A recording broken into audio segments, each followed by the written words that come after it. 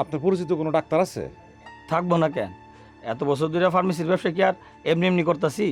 ও, তাহলে তো খুবই ভালো হয়। এই নাও, এই নাম্বারটা নাও। মেডিকেলের সামনে গিয়া এই নাম্বারে একটা কল দিবা। হ্যাঁ, খুব ভালো মানুষ। তোমার পোলাটারে ডাক্তার দেখান থেকে লইয়া যা যা প্রয়োজন সে সব কিছু করে দিব। থ্যাংক ইউ রোহিত ভাই, অনেক বড় উপকার করলেন।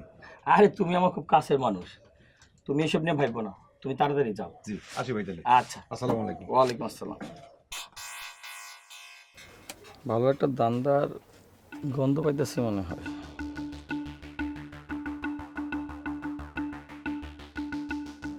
আসসালামু আলাইকুম রফিক ভাই, এতদিন পর আমার কথা মনে পড়লো আপনার।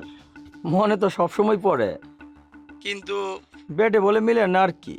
কাজের কথা শোনো শামসু মিয়া, বলেন ভাই। আমার এক রোগীরে তোমার কাছে পাঠাইতেছি।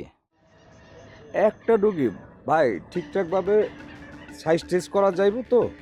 যাইবো না মানে? অবশ্যই যাইবো, কিন্তু আমার পার্সেন্টেজের কথাটা মনে আছে তো?